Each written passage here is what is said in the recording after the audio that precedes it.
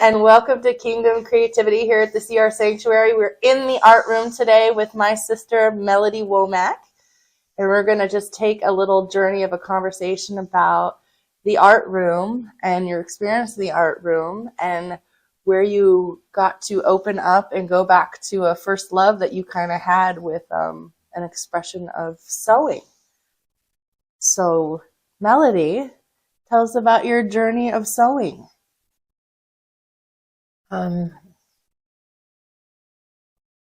Don't be frozen. You like to sew, right? You came in the art room. We were doing painting. We were doing drawing. We were doing all kinds of other stuff. And you said to me, I really like to sew. That is my talent. I'm not talented at any of this other stuff. You made some flowers out of, tell us about the flowers that you made.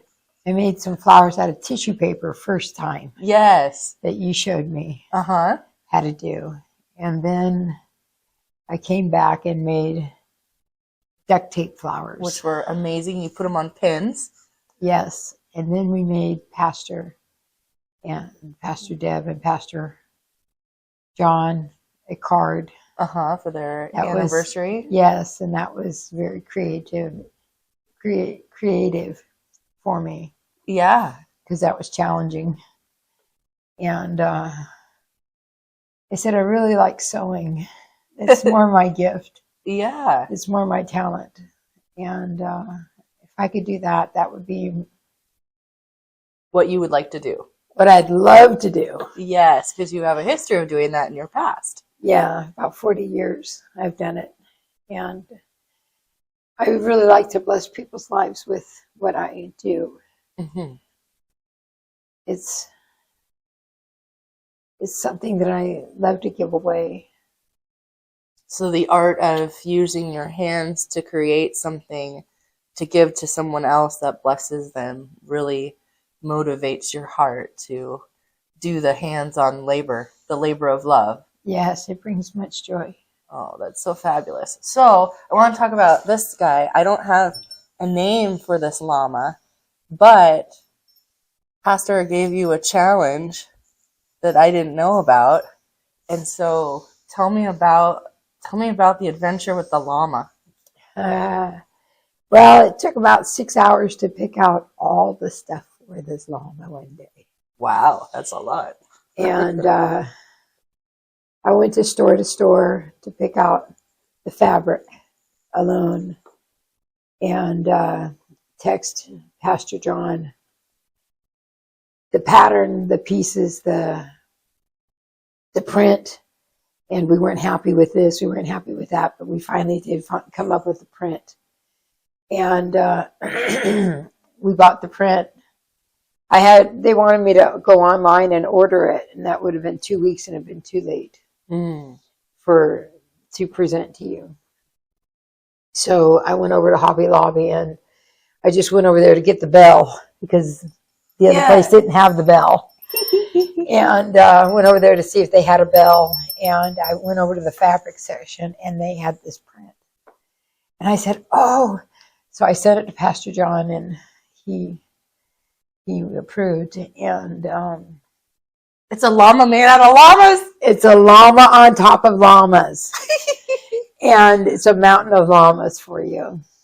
And I picked out the print and had him cut it. And then it went with everything else. It's just like this turquoise blue is the bunny that I made for Daniel and Britley's baby Judah. Yeah. And I said, that will work perfect for the blanket because it's like a saddle. Yes. So you got a piece of that. Yes. Of that love of that bunny that I made.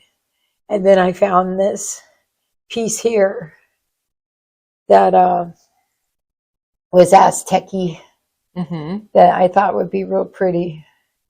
And then I found some gold to put on the edge because you're really special and God is gold. Aww. And so I sewed each one of these. I did this all first, the blanket all first, and hand sewed every piece on there. And that was challenging. I pricked myself a lot. I had to go get thimbles because it pokes you. Yeah, well, that's quite thick. And then finding the tassels was really hard. I found those in the bead section, and was able to get these. These were earrings over here. These rust-colored ones were earrings, which I broke off and made them tassels. Beautiful. And then I found the pom-poms. I love the dingle balls. Yeah, and we got the tail sewed on so it sticks out because it was laying flat. And I got it to stick out, stick up. Super cute. And I sewed his eyes, make him blinking. Aww. So it's really special to me. At the time this was presented to me, there was so much going on, and I just remember being so overwhelmed by such a wonderful gift. But then when I got to take it home, I put him on underneath my lamp on top of our speaker, and that's where he sits in my living room. Like, it's not going to leave. That's a part of my decor.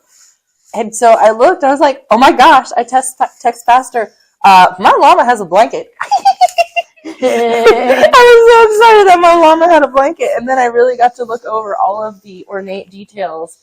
And I thought this was like a $7,500 llama from a department store. I had absolutely no idea that you had handmade every part of this llama. And it just blew me away because you had said you had all this experience with sewing and you didn't quite have a machine yet, and then eventually the Lord blessed you with multiple machines, and, Yes. and off you went. And so to see the fruit of of baby Judah's bunny, and then you've done the llama, and you've made some heating sacks, and you've done some mending. What a blessing to see you all lit up.